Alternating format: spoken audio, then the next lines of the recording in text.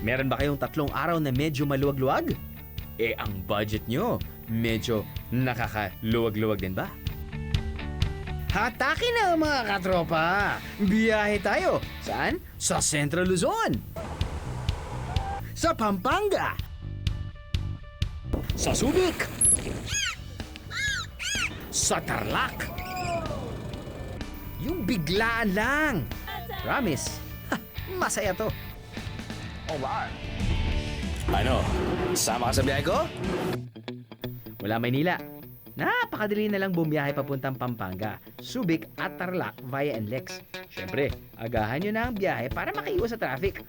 Pero siyempre, gasap muna para hindi tumirik ang sasakyan. You love my job, di ba, biyeros? Well, dahil kailangan ko at ng biyahe ni Drew Team ng mga bagong kasama sa road trip na to, we are welcoming 3 viajeros who are the winners of the Caltex Slice Day promo to join us.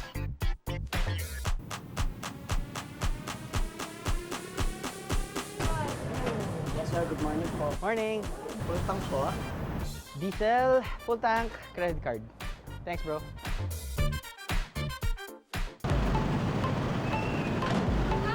Yes! Come here! Wow, already. Rich! Rich, hi Rich. Hello, hello. Pat! Pat. Tony! Tony! Okay. Looks like you're all ready. Yes! Yes. Let's go! Alright. So, it's time to enjoy your journey, viajeros. Go!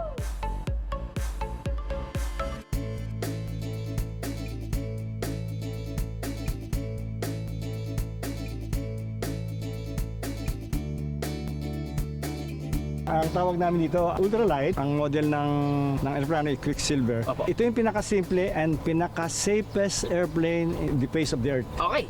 Wow. Kung nagmamaneho ka ng kotse, ang kaibahan lang, yung kaliwat kanan mo, kinokontrol mo sa kamay. Ngayon ito, sa paa. Yan ang nagkokontrol ng left and right mo. Kung marunong magmaneho, kayang-kaya mo to. So sir, sabihin natin para sa mga turista, Ah. ano yung kailangan nilang i-expect? Ano yung matatakot ba sila or parang relax lang po sila bilang pasahero? Ano? Enjoy the scenery. Kung meron kang cellphone camera or whatever, Kuha na ng kuha. picture ka. Oo.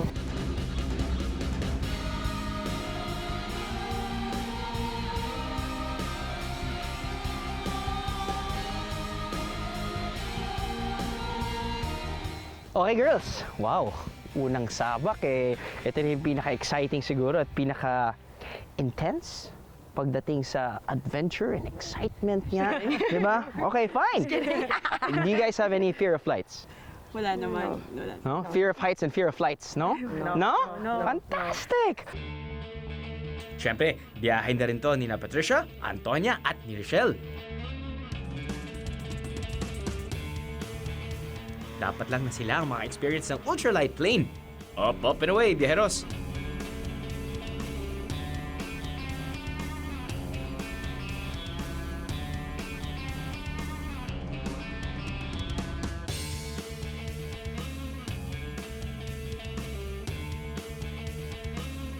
Sobrang saya niya. Like, I thought at first it would be scary, pero hindi. When you're up there, sobrang enjoy. Oh, kayo naman, Patricia at Rochelle.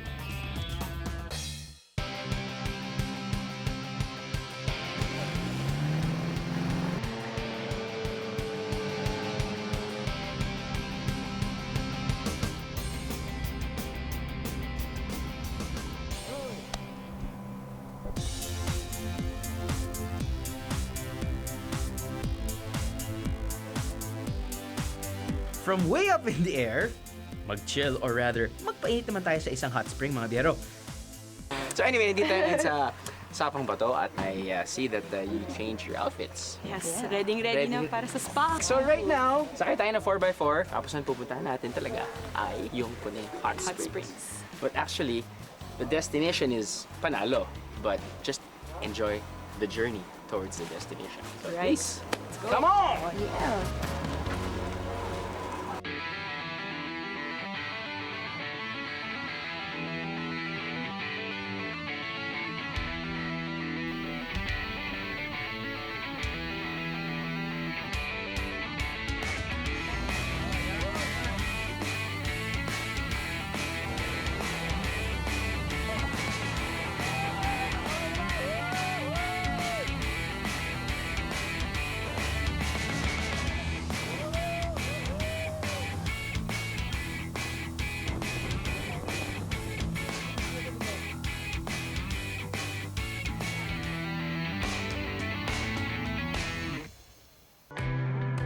time to get all warmed up. Sabak na, biheros! At first, mainit. Sobrang init na parang kailangan one Slowly. body segment at a time. Sobrang therapeutic niya. Ang sarap sa likod. Now it's time for some pampering. Enjoy, girls.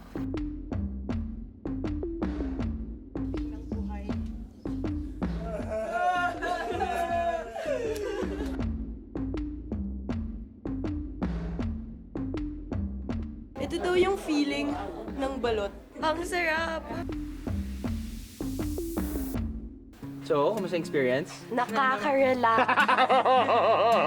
Parang medyo obvious ata yun. Nakatulog She ako. slept like the entire time. Like we were like, okay na. And then Medyo right after well that- pampered kami, pinapawagpayan.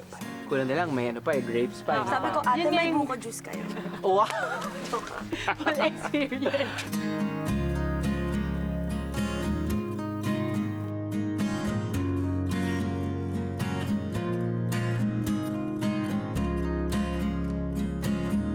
You Wala took a namang shower. wad eh, no? Also, wala naman. Meron.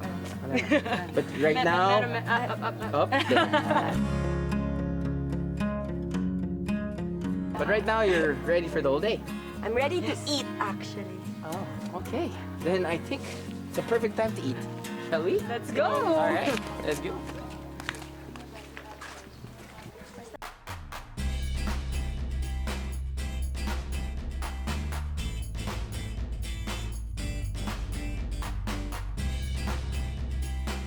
Sa tuwing natatapos ang isang masahe o relaxation package, ano ang una niyong nararamdaman, biheros? Hindi ko lang alam sa inyo, pero ako, gutom, matinding gutom.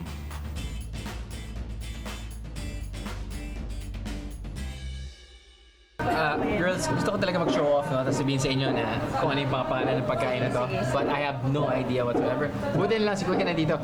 Kuya Coco Martin. Ito po yung number 1 na sumisikat ngayon sa pagkainan po natin. Ito yung tinatawag namin na Croco Wali. Croco Wali. Croco wali. Kung meron pong lechon kawali, ito naman din sa Croco Wali. Yan po yung tinatawag namin na ambulang nasi. With tuyo, with pindang damulag, it kapampangan, or pindang babi, at saka spam. Ano yung pinagkaiba ng any silog dishes dito sa... Ito meron siyang fresh na milk galing sa Kalabaw. Tapos yung milk, ipopour mo doon sa kanin. Opo, isasabaw mo siya. Tirayan na natin to. Thank you, Kuya. Thank you po. Thank you. Okay, alam mo. So, ito yung curious ako eh.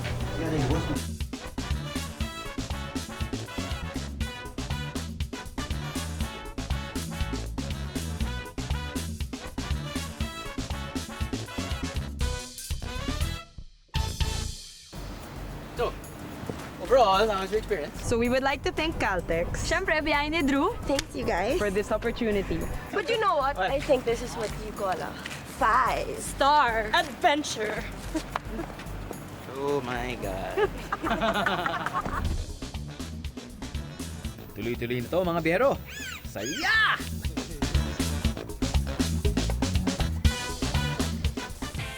Marami pa tayong kasama. Teka, baka agawin nila ako ng trabaho ah. Take over muna kami sa job mo. Hoy! Ano? Sama ka sa biyahe ko? Ano? Sama ka sa biyahe ko? Yung salita po namin dito yung Aitamag Anchi. Aitamag Anchi. Aitamag Anchi po. Magandang umaga. Mahampata, maranon. Maganda. Mahampat. Pag pangit po, narawak. Matangkad, matagay. Mayamo, maliit. Lalaki. Lalaki rin. Pareho, di ba? Malaki, mataba, malhay. Payat, naibeng. Naibeng. Para kasing may islang din po kasi islang. Putig kay na. Di nga. Putig kay na. Ang kali, minsan gagamit po rin kali, di ba? Parang gan, di ba? Naikit mo yung kali, para ibig sabihin po, nakita mo siya, di ba? Tawan, ewan. Tawan. Tawan ka, ewan ko sa'yo. Mula Angeles, Pampanga, humigit kumulang 1.5 oras ang biyahe papunta sa ating next road trip destination, ang Subic Bay. Dito matatagpuan ang Ocean Adventure, ang kauna-unahang open water marine park sa Southeast Asia. Pero hindi lang mga sea creatures ang makikita dito.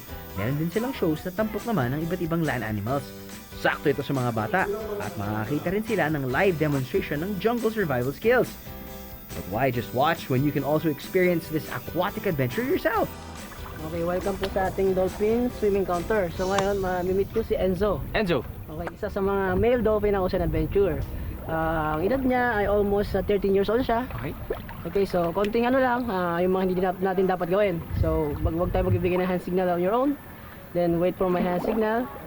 O my signal kung magbibigay kayo ng hand signal, okay? Okay. Then, mag-feed kayo sa kanya.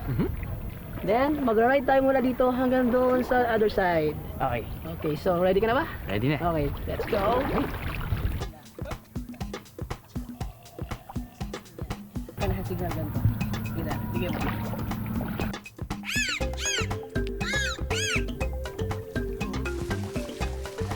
Dolphins are really magical creatures. Remember mga biyero, hindi sila isda. Mga mammal sila.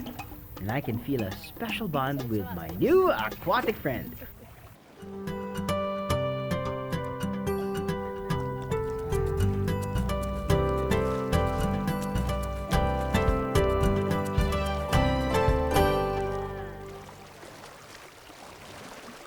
Siguro ilang beses na rin kaming nakapag-experience ng dolphin, pati yung whale watching and interaction ba with them.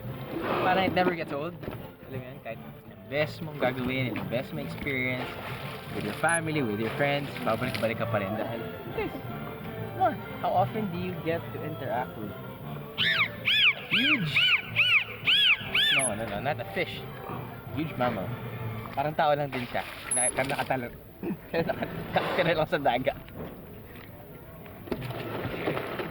Bye-bye. Bye-bye.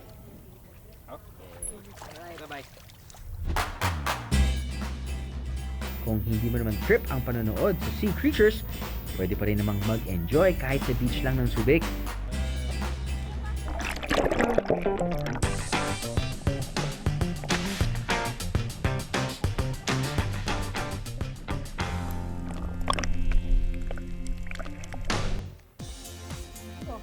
At kapag napagod ka, don't worry, may matutulugan ka rin dito.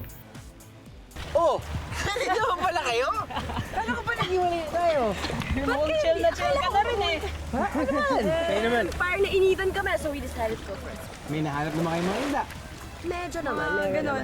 Nag-hi naman sila sa akin. I found Nemo. You know what? Hindi pa naman kayo uwi. Eh di, sumama na kayo the whole trip. Sama kayo sa biyahe ko. Hindi? Hindi pa rin? Hindi na. Pabisa kayo! Discover yourselves!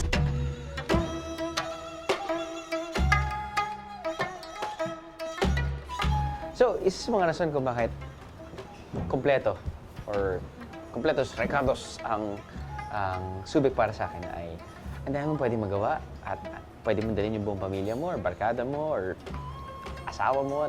I mean, di ba? You've got your treetop, you've got your ocean adventure, pwede kang pumunta sa Bataan. At the same time, sa travels naman, syempre napaka-importante yung variety of food. Meron tayong masarap na Chinese food dito, Italia, Sandamakmak. At isa na rin dyan, dahil nga marami na rin mga Koreanong mga may bisita dito at nakatira na rin, syempre, may Korean restaurant. I'm sure this is not just one. But this one, yung style nila ay buffet style. You pay $350 and there you go. Yun yung titirahin natin ngayon. Chicken. Pacing tayo. Pacing. Pansy Canton. Chinese yun. Ay, hindi. Sorry. Yakisoba. Actually, ang yakisoba ay Japanese. But it's Pansy Canton. Actually, itong mga dishes na to, usually mga side dishes nila eh. Alam naman natin yung mga Koreans, they're very big on side dishes. You order one entree, they give you like a dozen side dishes. Kasama na dyan yung mga kimchi or pickled veggies katulad nito. Sakto, dahil kasama ko yung mga girls, nakakatawa, kanina pinag-uusapan lang namin na meron kaming favorite Korean restaurant dun sa malapit sa area ko na alam din nila. So at least you're very, I guess, you love Korean food? Ah man, I love Korean food. It's The vegetables already. there you go, because Korean food is parang on the healthier side, you know?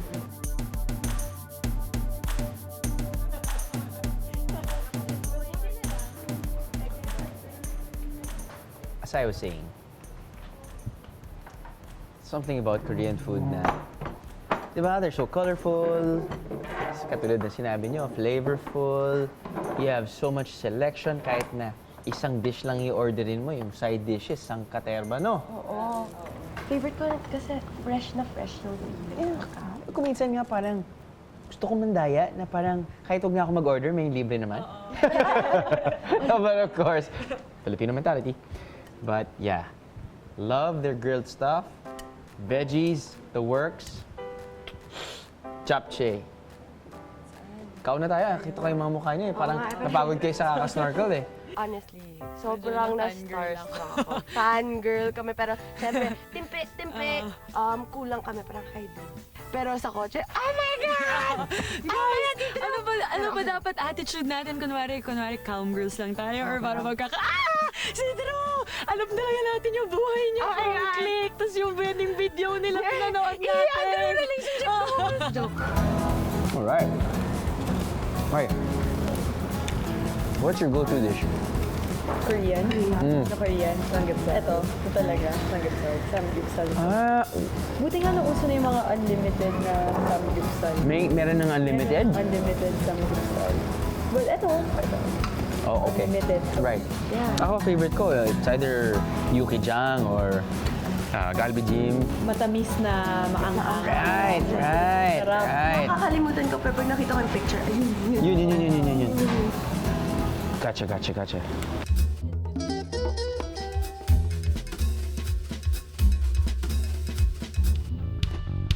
Pampanga? Check. Subic? Check. Where to next? Kalagkarin lang ba ang peg natin ngayong gabi? Plus, it's Christmas time in the city. Wow. Ang galing. Ang ganda ng kinang, parang ganyan. millennium po talaga. Parang ganda. Ano? Sama ka sa biyahe ko? Ano? Sama ka sa biyahe ko? Mula Subic, biyahe naman tayo ng humigit kumulang 1.5 oras papuntang Tarlac, kung saan matatagpuan ang malalaking Belen o nativity scene gaya nito. Ang particular na Belen na to ang nagwagi sa Benisimo o ang taunang kompetisyon sa paggawa ng naglalakihang Belen sa Tarlac. Merry Christmas po! Buong pusong nagbati mula sa Armed Forces of the Philippines.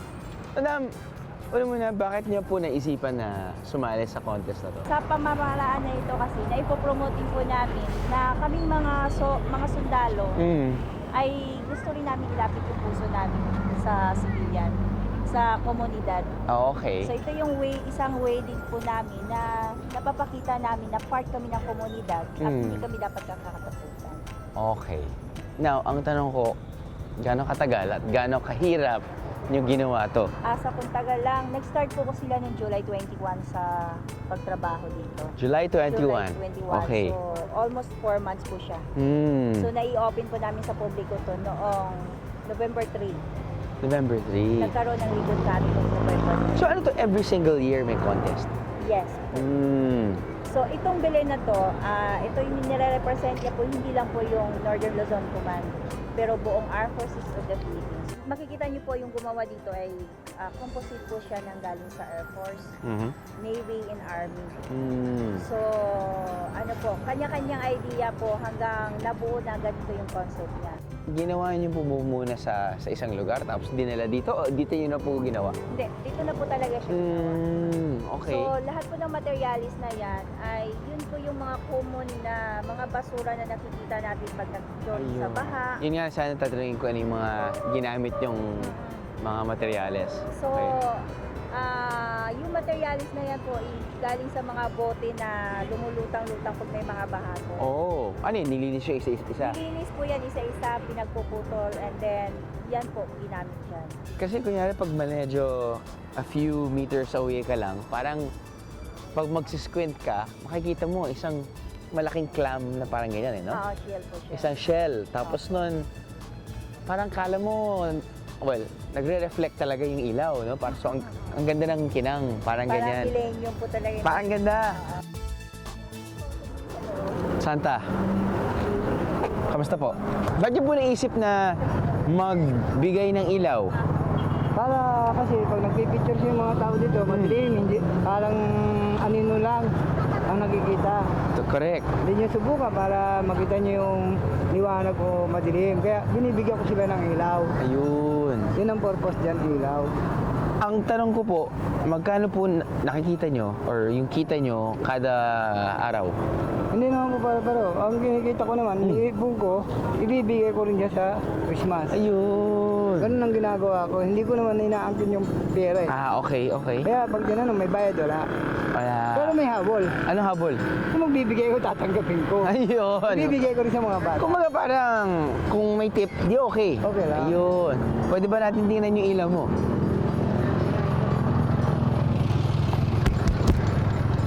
Yun. Wow. LED. Ay, so, meron kang poste at meron din itong... Meron siyang ganyan. Pwede din siyang taas. Hindi mag-selfie tayong dalawa.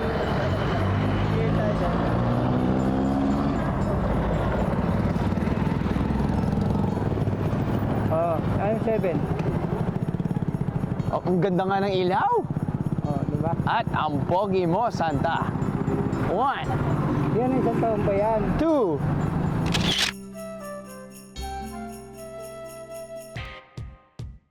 Kung ang Belenisimo tuwing panahon lang ng Kapaskuhan, meron namang all year round activity dito sa Tarlac na pwede niyong masubukan.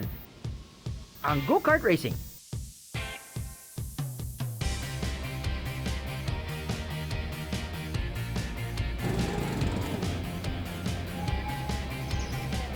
Ano ang hatol ng ating biyeros? Pero sobrang saya, in fairness. Parang noong una medyo may hesitation pa ako dun sa accelerating ako. Pero after, carry lang. Hindi ako puro speed all the way. So kung saan ako pumupunta lang best ako nabangga. Ikaw, Maling Tones.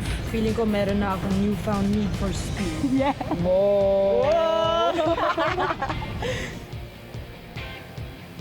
Sa pagbilis ng arangkada, syempre mabilis din ang pagkagutom ng ating mga barkadang biyero. Kaya ready na silang mag-full tank ng kanilang mga sikmura.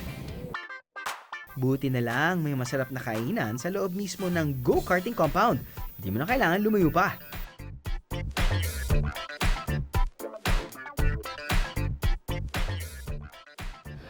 Hi, Drew! Grabe, we love your job. Sana ganito kami everyday, no? Pero since once in a lifetime opportunity lang nito, take over muna kami sa job mo. Yeah, so kami na bahala dito. Puso namin to. So, Tony na nga pala to. Ito parang meat lovers panitsa. Yung Angus beef, diba? Sige, ako dito ako magsisimula. Sa crispy pata. Crispy pata. Tapos may pinakbet over yonder. Para sa kulay. Nido soup. Nido soup. Pansit canton. Pansit orange quill. Yeah. Tsaka may stuffed squid. Kare-kare. And I think somewhere down the line, Basta nandun na doon. sinigang down the line. Okay, game. Ako dito na ako. Simulan ko na to. Siyempre yung pinakamahaba yung kukunin ko. Pinakasulit.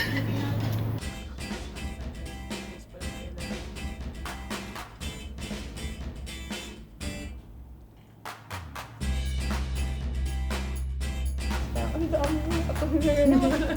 Ang sobra. Doon sa sa peripheral vision ko, doon sa area, natikman ko naman. Tapos yung nagustuhan ko talaga doon is yung steak. Pero ano nga pala yung tawag dun sa leaf? Mustasa. Mustasa. Yun. Oo. I Sa think pizza bago kong roll. favorite yun. Like next to arugula na ibabalot mo sa pizza. Yun. Para sa akin, refreshing. Isipin nyo, every taping ginagawa ni Drew, every meal. Ano di ko gets? Drew, ba't di ka tumataba? Kasi kung ganito yung trabaho ko, fit na fit ka pa. Feel ko. Oo, ngayon palang nalulula na ako, hindi ko pa nakikita yung sa kabilang side.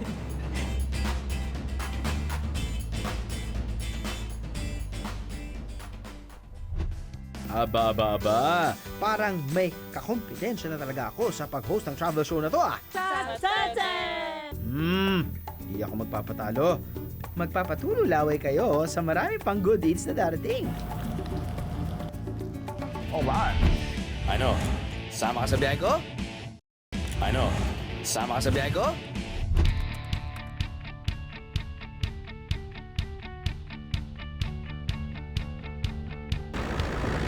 Next stop naman natin mula sa Tarlac City ay ang bayan ng Capas.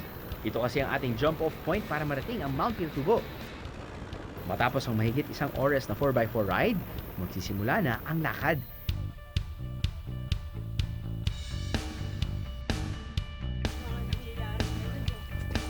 Hindi naman ganoon kahirap ang trek, pero medyo may kalayuan. Mula sa starting point, aabutin din daw ng halos 2 oras ang lakaran. Kaya magbaon ng tubig, konting snacks, pasensya, tiyaga, at pagdating sa dulo,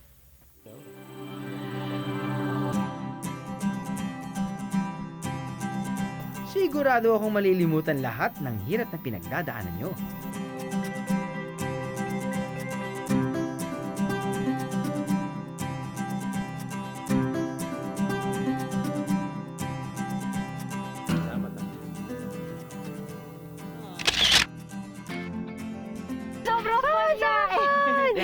Ganda.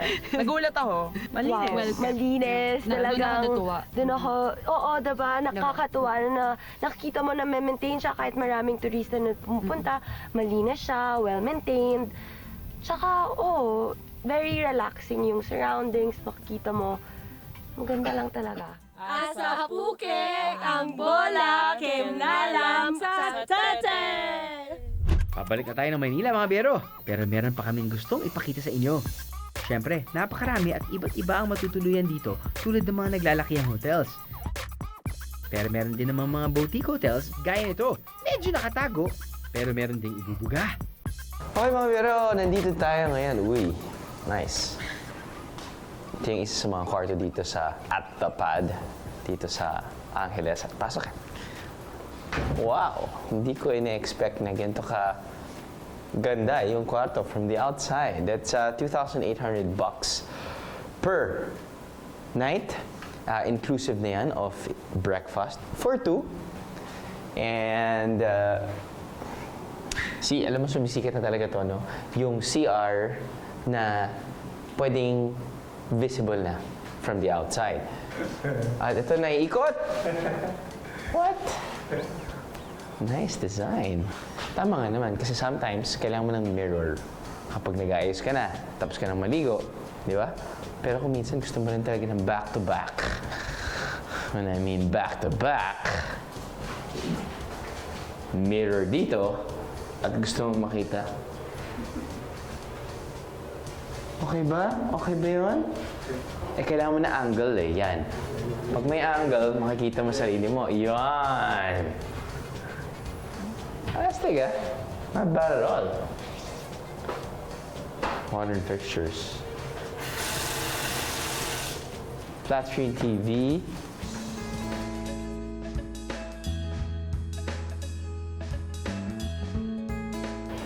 So apparently, they boast of this high-end brand na mattress.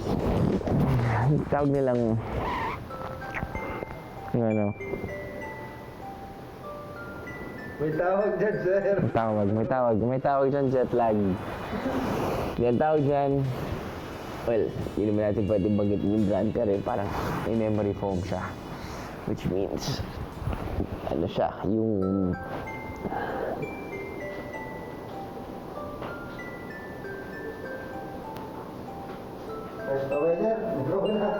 hindi. Basta, the mattress is really, really comfortable. Top choice for me, actually. You spend 7 to 8 hours of your day sa kama. At kung may isang bagay na mag-i-invest ka sa bahay mo, number 1 for me, lalagyan ng sapatos. Lalo ka lang kama. Kama talaga dahil ito talaga yung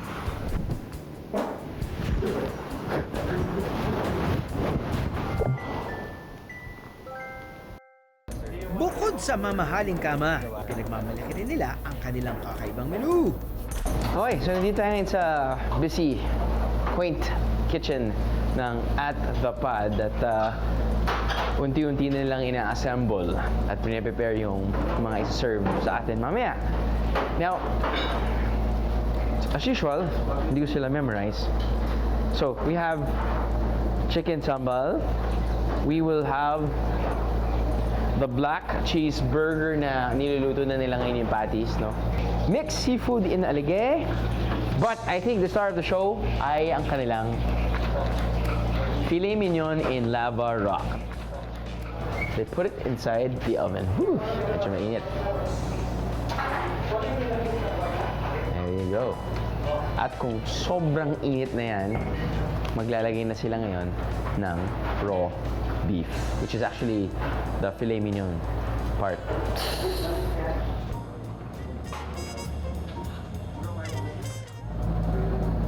Yun. So usually, pag it's like an inch and a half, no? Thickness. Chef, gaano katagal per side? Sabihin natin gusto ko na medium. 2 to 3 minutes. 2 to 3 minutes per side. Okay. So, parang ikaw yung mismong nagluluto ng sarili mo steak. Which means, hindi ka magbabayad ng tip or service charge. Hindi na kailangan. For the meantime, so many dishes to taste. Okay, simulan na muna natin ng manok. Chicken sambal. Actually, ang chicken wings naman kasi hindi naman ginagamitan ng kubyertos. Pero, dahil marami tayong kakainin.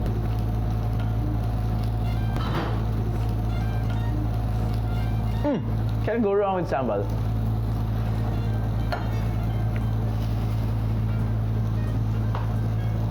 For me, mas pipiliin ko to kaysa sa chicken wings.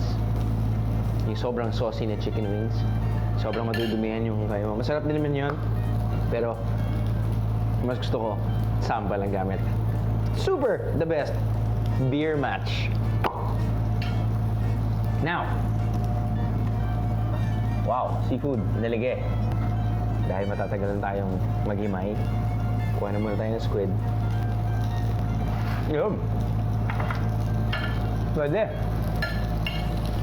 So, hindi na kayo naglalagay ng oil dahil may bacon. Ginagamit nyo na lang yung oil ng bacon. Happy. Fried adobo.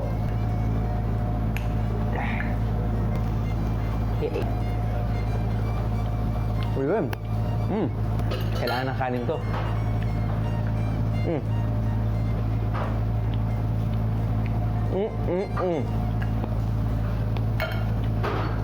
Pork adobo is the best. Kahit walang soy sauce. Kahit vinegar lang. Okay. Tingnan natin. Hindi pa luto to pero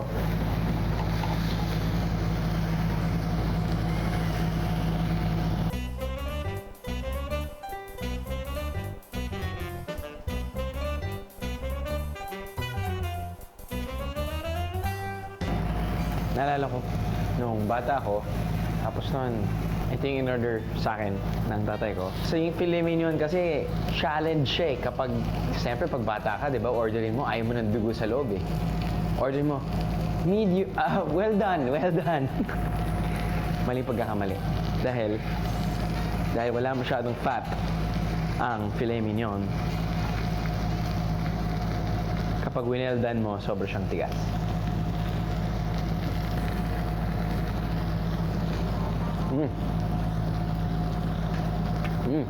No, na-appreciate ko na.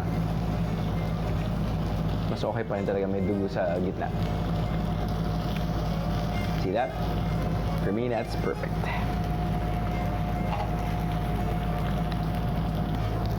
Alright! Oh!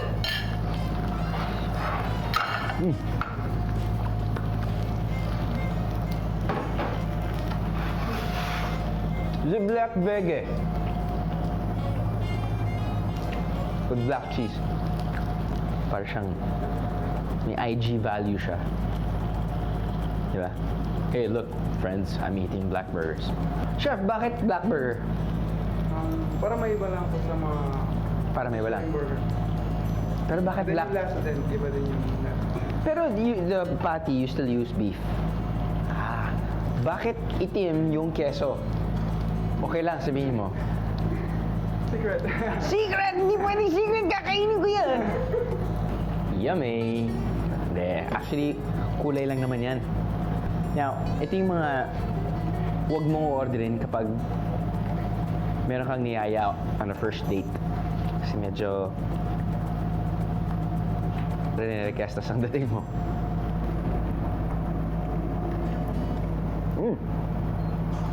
Well, higit mo mata mo, hindi siya black burger. Double patty. With cheese, lettuce, tomato, onion.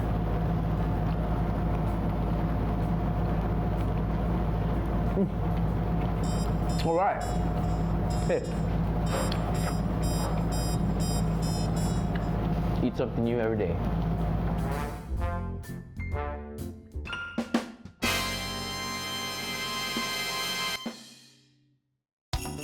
Last stop na natin sa bayan naman ng San Fernando kung saan ginaganap ang taunang Giant Lantern Festival.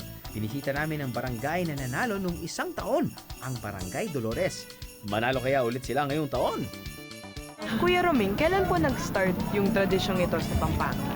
Yearly tradition of Giant Lantern Competition. Hindi lang sa laki, hindi lang sa number, but nasa design and interplay of bulbs and colors. And then with the music, you have to follow the music.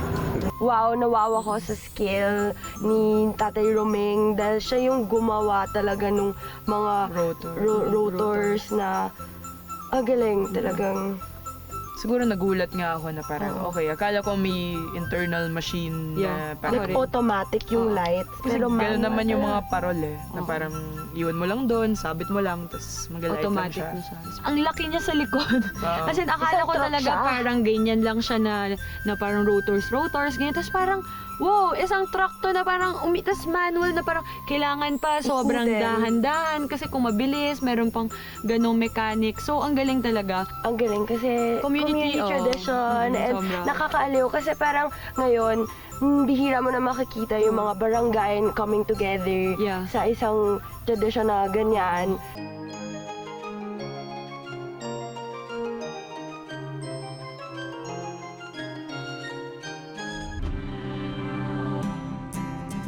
Ang mga bagong karanasan, lalong nagiging memorable kapag may masasayang kasama.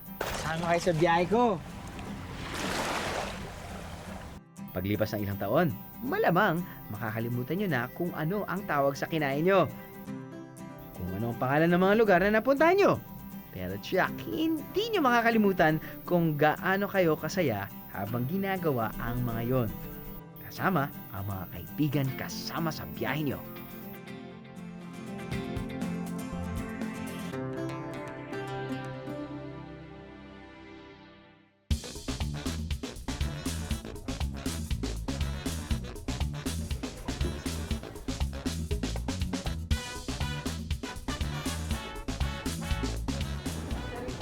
Ayun, oh. Walang laman eh. Tumahimik ka. Sorry. Matagal na pala tayong ganyan. Ano kayo? Teka, sobrang sarap. Nakalimutan ko yung pangalan eh. Ano ka pangalan nito? Pansit Alanganin! Ah,